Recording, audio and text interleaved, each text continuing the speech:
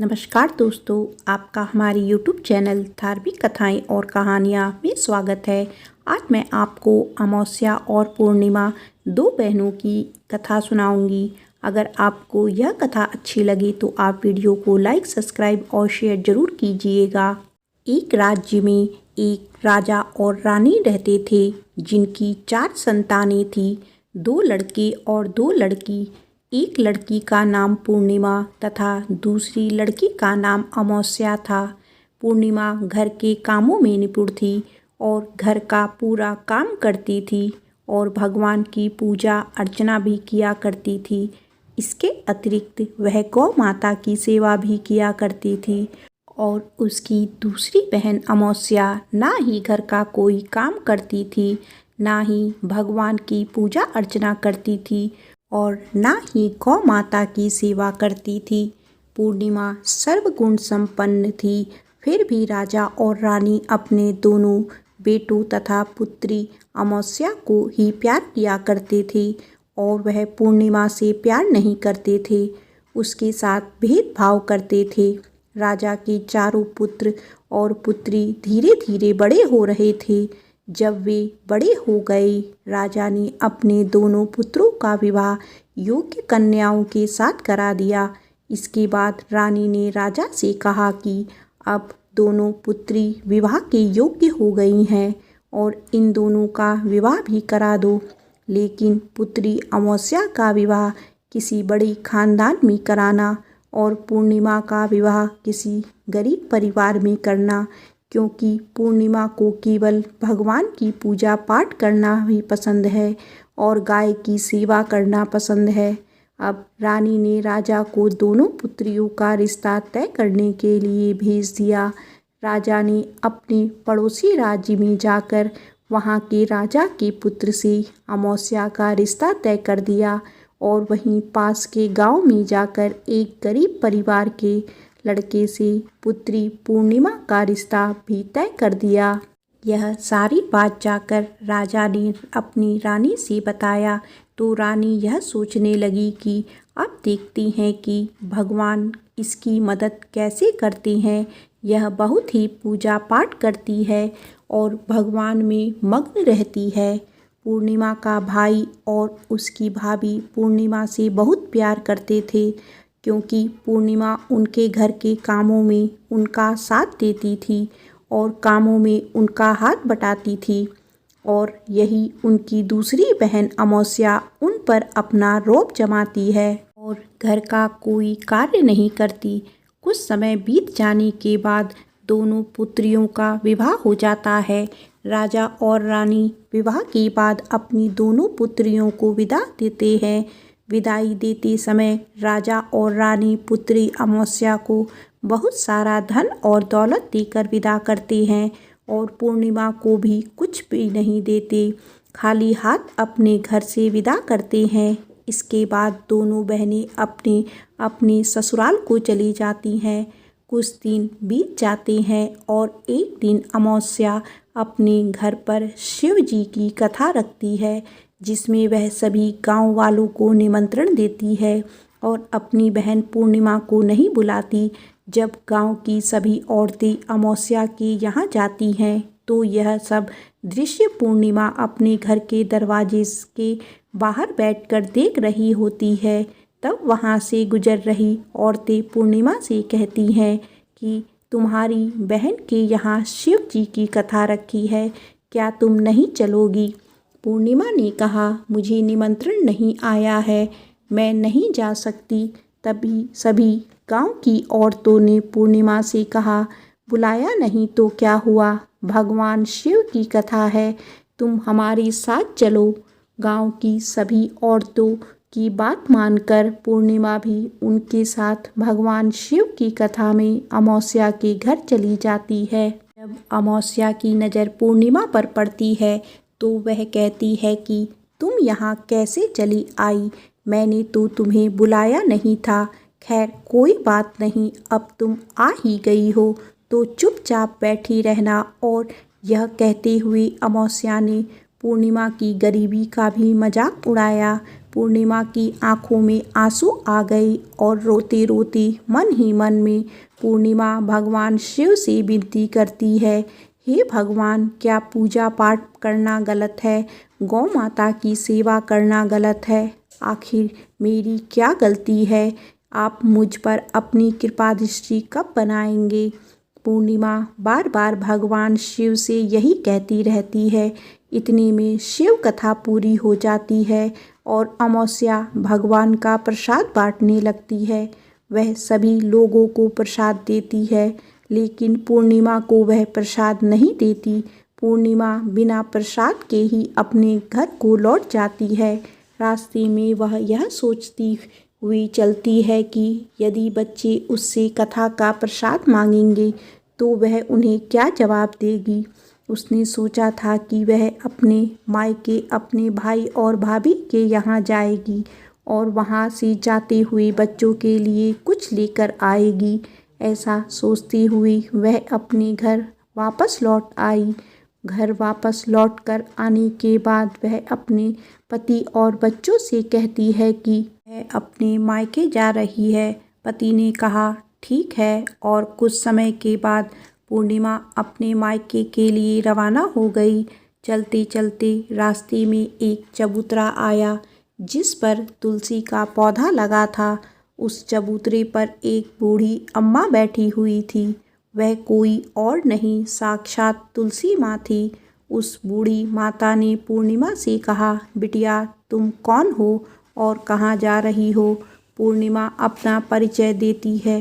परिचय देने के बाद बूढ़ी औरत ने पूर्णिमा से कहा कि यहाँ तुलसी का पौधा सूख रहा है, इसमें थोड़ा सा पानी डाल दो और इस चबूतरे की साफ सफाई कर दो, जिससे मुझे थोड़ी ठंडक मिलेगी। पूर्णिमा ने कहा कि ठीक है माँ, मैं तुलसी में पानी डाल देती हूँ और यहाँ की साफ सफाई भी कर देती हूँ। पूर्णिमा ने साफ सफाई करने के बाद बूढ़ी अम्मा को भी नहला दिया और बूढ़ी अम्मा की भी सेवा की। उनके पैर दबाए और बूढ़ी अम्मा से कहा कि माँ जी, और बताइए, मैं आपकी क्या सेवा करूं? और कोई काम है तो बता दीजिए, मैं कर दूंगी।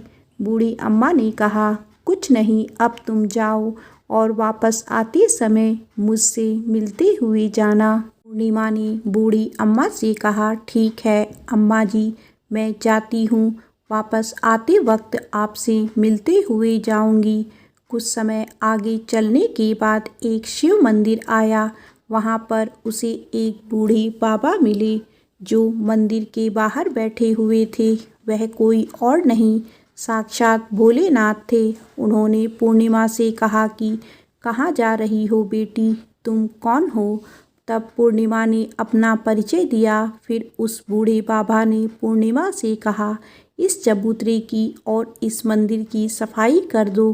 तब पूर्णिमा ने मंदिर की और चबूतरे की साफ सफाई कर दी और वहाँ पर पूजा पाठ अर्चना भी की। और साफ सफाई पूजा अर्चना करने के बाद उन्होंने बूढ़े बाबा को भी नहला दिया और उनसे कहा कि बाबा, और कोई काम हो तो बताइए। तब बूढ़े बाबा ने कहा, नहीं बेटी, अब तुम जाओ और वापस आते वक्त मुझसे मिलते हुए जाना। पूर्णिमा ने कहा, ठीक है बाबा, मैं जाती हूँ, वापस आते हुए आपसे मिलती हूँ। आगे चलते चलते कुछ दूर चलने के बाद पूर्णिमा को एक काली जी का मंदिर दिखाई दिया। वहाँ भी एक बूढ़ी अम्मा चबूतरे पर बैठी हुई थी। उस बूढ़ी औरत ने भी पूर्णिमा से कहा कि बेटी, तुम कौन हो और कहाँ जा रही हो? तब पूर्णिमा ने उस बूढ़ी औरत को भी अपना परिचय दिया। बूढ़ी औरत ने पूर्णिमा से कहा कि यहाँ पर सभी पूजा पाठ करने के लिए आते हैं, लेकिन मंदिर की साफ सफाई करने के लिए कोई नहीं आता, इसीलिए तुम मंदिर की और चबूतरे की साफ सफाई कर दो।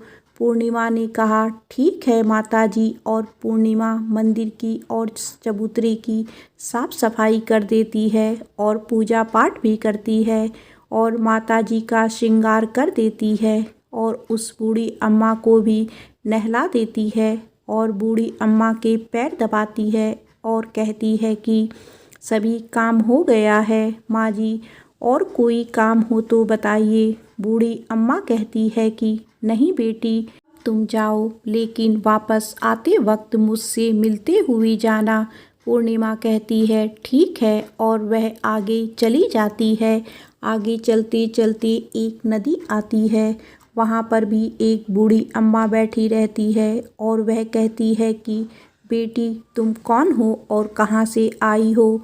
उसे भी पूर्णिमा अपना परिचय देती है। बूढ़ी औरत पूर्णिमा से कहती है कि नदी पर स्नान करते तो यहाँ पर सब आते हैं, लेकिन यहाँ की साफ़ सफाई कोई नहीं करता, इसीलिए तुम इस किनारे पर साफ़ सफाई कर दो। पूर्णिमा कहती है ठीक है माँ जी, और वहाँ की साफ़ सफाई कर देती है और उस बूढ़ी अम्मा के पैर दबाती है और कहती है माँ जी, और कोई काम हो तो बताइए। बूढ़ी औरत कहती है कि कुछ नहीं बेटी, तुम जाओ, लेकिन वापस आते वक्त मुझसे मिलते हुए जाना। और वह नाव में बैठकर नदी के दूसरे किनारे पहुंच जाती है और वहां अपने मायके के घर पर पहुंच जाती है। वहां पर पूर्णिमा के भाई और भाभी उसे देखकर बहुत खुश हो जाते हैं और वे पूर्णिमा की बहुत खातिरदारी करते हैं और उससे बहुत सारी बातें करते हैं और कहते हैं कि बच्चों को भी साथ में लेकर आती तो बहुत अच्छा होता।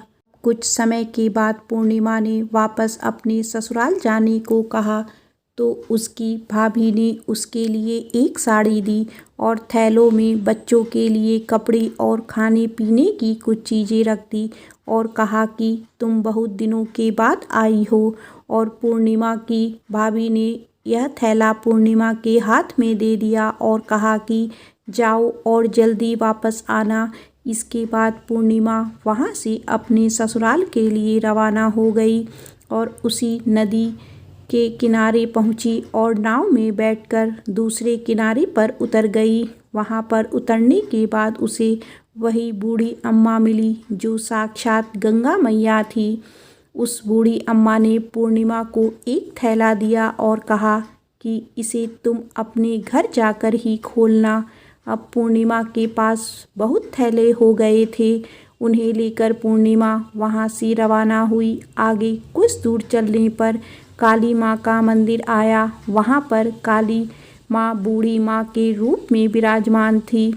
उसने कहा आ गई बेटी पूर्णिमा। पूर्णिमा ने कहा हाँ माँ जी, मैं आ गई। तो काली माँ ने उसे एक थैला दिया और कहा तुम यह थैला अपने घर जाकर खोलना। अब पूर्णिमा के पास 3 थैले हो गए थे। तीनों थैले लेकर पूर्णिमा आगे बढ़ी। कुछ दूर जाने पर शिव जी का मंदिर आया। वहाँ बूढ़े बाबा के रूप में शिव जी स्वयं विराजमान थे। बूढ़े बाबा ने कहा पूर्णिमा, तुम वापस आ गई। पूर्णिमा ने कहा हाँ बाबा, मैं वापस आ गई। बूढ़े बाबा ने भी पूर्णिमा को एक थैला दिया और कहा कि यह थैला तुम घर जाकर ही खोलना। पूर्णिमा ने कहा ठीक है बाबा। अब पूर्णिमा के पास 4 थैले हो गए थे। अब पूर्णिमा 4 थैले अब कैसे ली जाती। उसने एक पुरानी साड़ी निकाली और उन सभी थैलों को एक गट्ठर बना लिया और सर पर रखकर वहाँ से रवाना हो गई। कुछ दूर जाने के बाद उसे तुलसी माँ बूढ़ी औरत के रूप में मिलती है और कहती है पूर्णिमा, तुम आ गई। पूर्णिमा कहती है हाँ माँ जी, मैं आ गई। वह बूढ़ी औरत भी उसे एक थैला देती है और कहती है कि यह थैला तू अपने घर जाकर ही खोलना। पूर्णिमा कहती है ठीक है माँ जी। अब पूर्णिमा के पास 5 थैले हो गए थे। पूर्णिमा वहाँ से रवाना हुई तो वापस अपने घर पहुँच गई। पूर्णिमा ने थैलों को नीचे रखा और सबसे पहले अपने मायके का थैला खोल कर देखने लगी। उसमें बच्चों के लिए अच्छे अच्छे कपड़े और खाने पीने की चीज़ें थी और उसमें कुछ गहने भी थे। पूर्णिमा ने कपड़े अपने बच्चों को दे दिए और खाने पीने की चीज़ भी बच्चों को दे दी। बच्चे यह सब पाकर बहुत खुश थे। अब पूर्णिमा ने दूसरा थैला खोला जो उसे गंगा मैया ने दिया था। उसमें ढेर सारी हीरे जवाहरात, सोना, चांदी आदि था। इसके बाद अब पूर्णिमा ने तीसरा थैला खोला जो उसे काली माँ ने दिया था। उसमें बहुत सारा सोना, श्रृंगार का सामान भरा हुआ था। इसके बाद पूर्णिमा ने चौथा थैला खोला जो उसे भगवान शिव ने दिया था। उसमें बहुत सारा धन संपत्ति भरा हुआ था और बहुत सारी खुशियाँ भरी हुई थी। इसके बाद अब पूर्णिमा ने पांचवा थैला खोला जो उसे तुलसी माँ ने दिया था। उसमें चावल, दाल और 7 प्रकार की खाने की चीज़ों से भरा हुआ था। अब पूर्णिमा के घर में किसी भी चीज़ की कमी नहीं थी। उसका घर धान्य से भरा हुआ था और परिपूर्ण था। अब पूर्णिमा और उसका परिवार सुखमय जीवन व्यतीत करने लगा। अब पूर्णिमा के मन में विचार आया कि क्यों ना शिव जी की कथा कराई जाए और शिव जी की कथा में एक कार्यक्रम रखा। पूर्णिमा ने गांव के सभी लोगों को निमंत्रण दिया और घर घर जाकर सभी लोगों को बुलाया। पूर्णिमा अपनी बहन अमावस्या के घर भी गई और अमावस्या को भी शिव जी की कथा के लिए उसने अपने घर पर बुलाया। जब अमावस्या पूर्णिमा के घर शिव जी की कथा में आई तो उसने देखा कि पूर्णिमा के घर में किसी भी चीज़ की कोई कमी नहीं है। इतना सारा धन दौलत देखकर अमावस्या आश्चर्यचकित हो गई। उसने पूर्णिमा से कहा कि तुम्हारे घर में इतनी धन दौलत कहाँ से आई? पूर्णिमा ने कहा, देखो बहन, तुमने शिव जी की कथा में मुझे नहीं बुलाया था, फिर भी मैं चली आई और तुमने मुझे प्रसाद तक नहीं दिया और मेरी गरीबी का मजाक भी उड़ाया।